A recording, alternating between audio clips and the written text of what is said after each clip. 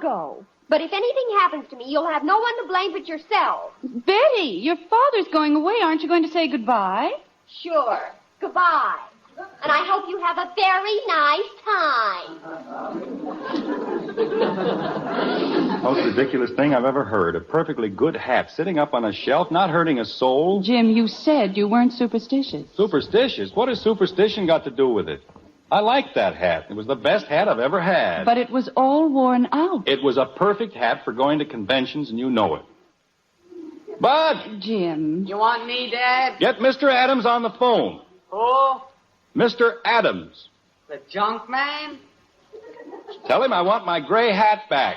It's in the closet, Dad. My old gray hat. Tell him I'll give him $5 for it. For that hat? Bud. Okay, Dad.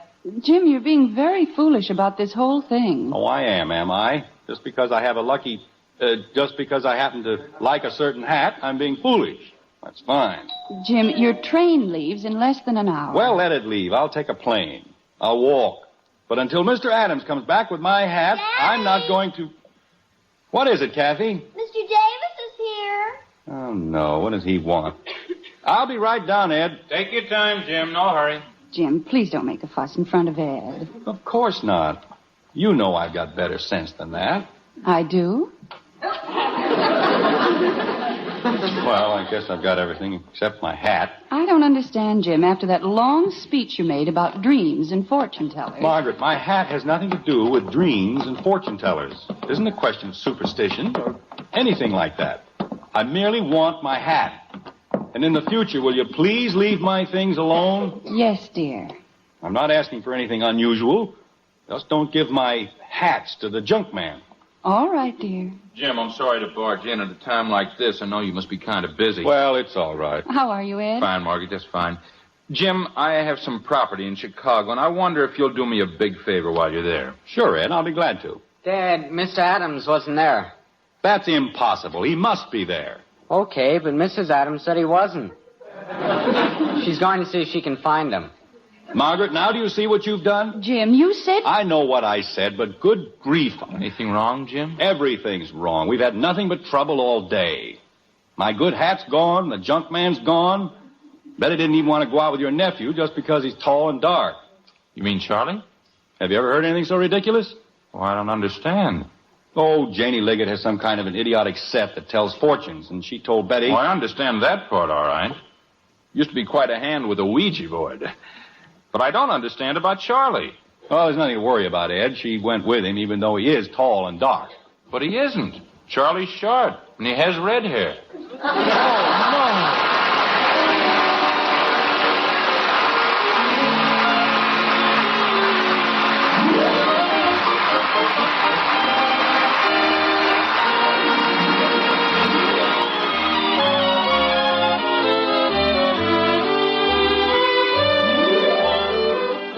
Double, double, toil and trouble, fire, burn, and cauldron bubble.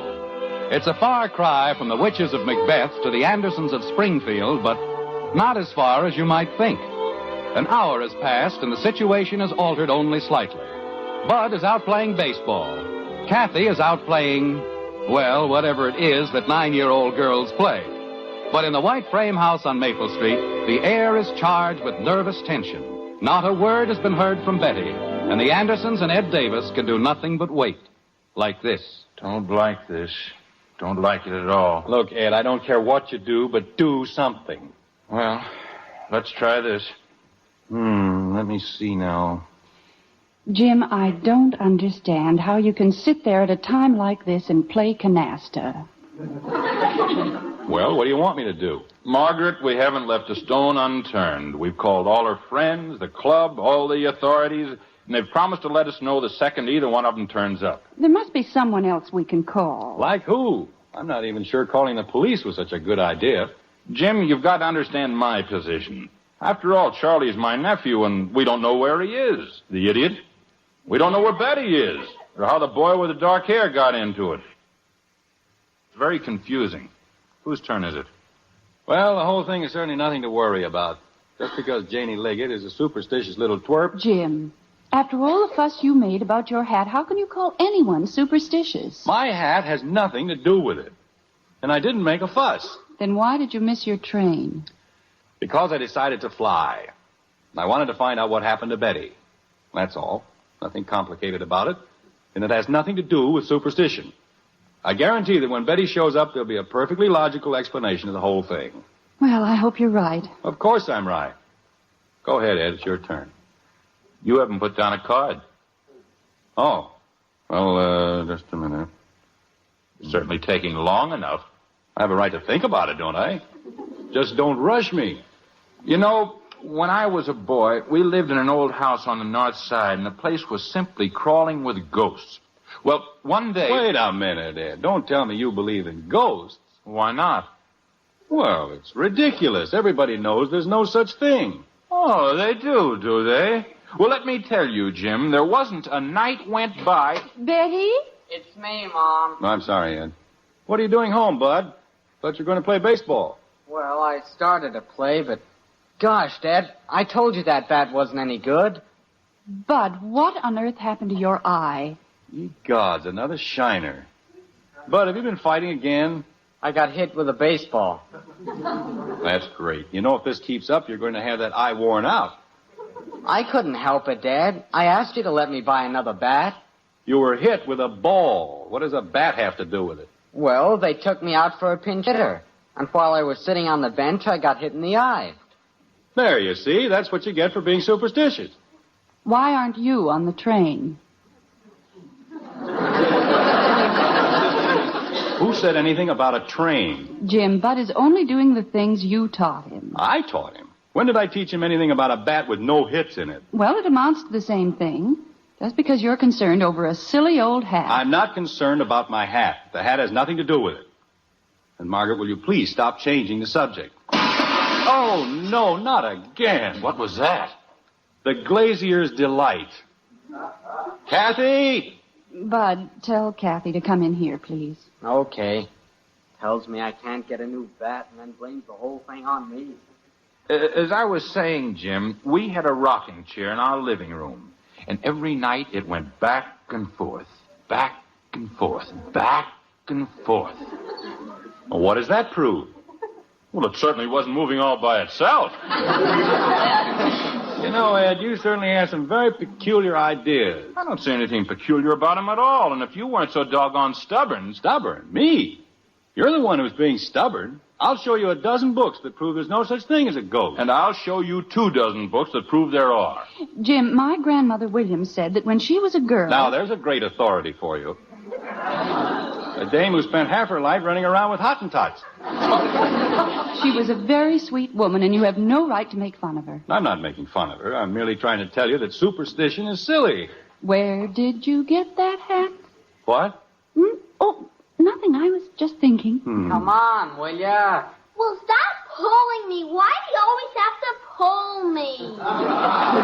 Kathy, what did you do out there? I couldn't help it, Daddy. I was trying to make everybody lucky. She heaved a horseshoe through the garage window. Oh, fine. We just had it fixed. But, Daddy, I was worried about Betty, and they told me if I threw it over my right shoulder... Your left shoulder, dopey. Oh, well, no wonder. Kathy, do you see what you've done? She was just trying to be helpful, dear. Sure, and I'm going to be set back another $4.20 for a window. But, Daddy, they said it was lucky. Who said it was lucky? The man who fixed the window. Look, Kathy, let's examine this thing calmly and with simple logic. Why is a horseshoe lucky? Well, everybody says it is. Horses have millions of them, and are they lucky? Some of them are.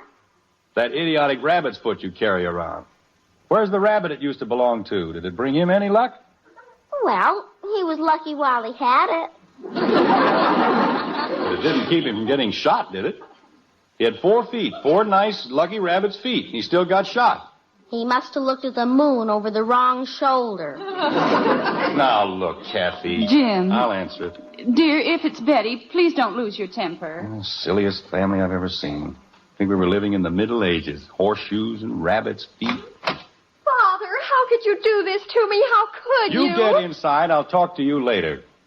Officer? We found her at Crandall's drugstore, Mr. Anderson. She was having a soda. And he wouldn't even let me finish. Oh, well, sorry you were put to all this trouble, officer. I'll see that it doesn't happen again. That's okay. We're used to it. Jim, is it Betty? Mother, why did you do this to me? Having me dragged home by the police and everybody looking at me. Darling, we were so worried. Where's Charlie? What did you do with that rattle-brained redhead? Did you want the boys? Nobody told me to bring them. You mean there were two of them? Father, why didn't you listen to me? I told you I didn't want to go with Tommy. You said it was Charlie. I didn't say it was Charlie. I said he was tall and dark, and Janie Liggett said I was going to have trouble. But you wouldn't listen. I'm sorry I listened in the first place. Who was the other boy? Tommy? Tommy who? I don't know, but he's a friend of Charlie's, and Charlie was trying to get a date for him. And he knew he was going to be late, so he sent Tommy, and we met him down at Mr. Crandall's, and it's all your fault. What's my fault? If you hadn't started that ridiculous thing about Janie Liggett and the tall, dark man...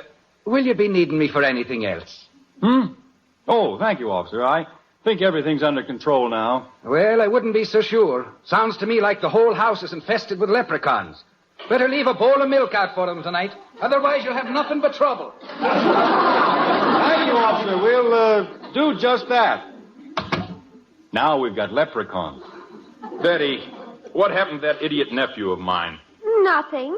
When the policeman came, he and Tommy didn't know what to do. So they're having another soda. Just wait till I get my hands on that carrot-headed numbskull. Just wait. Oh, it wasn't his fault, Ed. The whole thing was a very unfortunate misunderstanding, that's all. It's more than that. It's a perfect example of what I've been trying to tell you. Do you see what superstition has done to this family? Jim, it's not that important. It is important. We're supposed to be a healthy, normal American family. And what happened to us? We've become involved in a bunch of old-world superstitions, and all our lives are affected.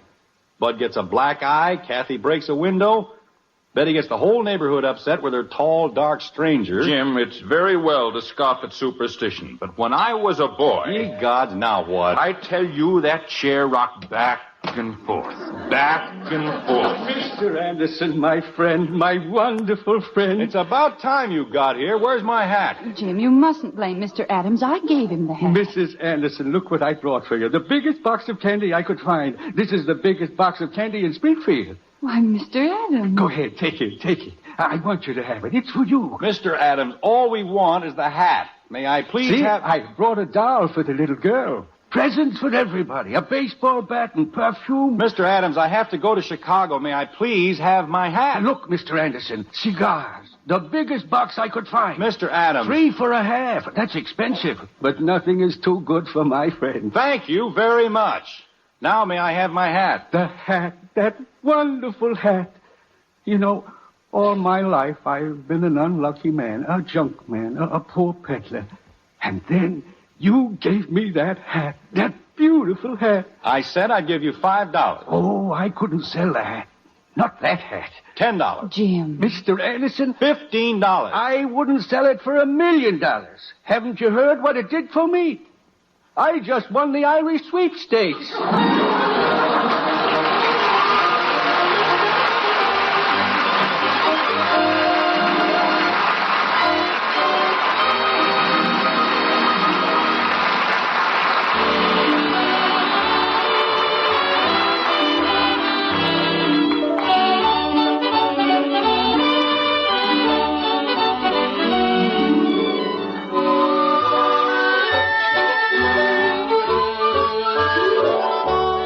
It doesn't take long for 3 days to come and go. Just about 3 days. And that's precisely what's happened in Springfield. Jim Anderson has gone to Chicago and come back again. And now, for the first time in 3 days, he's at the breakfast table with his family. Like this. I guess I made them sit up and take notice. Right in front of everybody. Mr. Craig said they couldn't have placed the Springfield area in more capable hands. Jim, he didn't. He certainly did.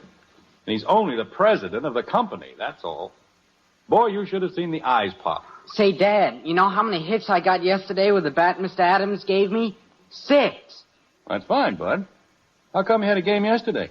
Well, it wasn't a regular league game. I was just fooling around with Kathy's team. He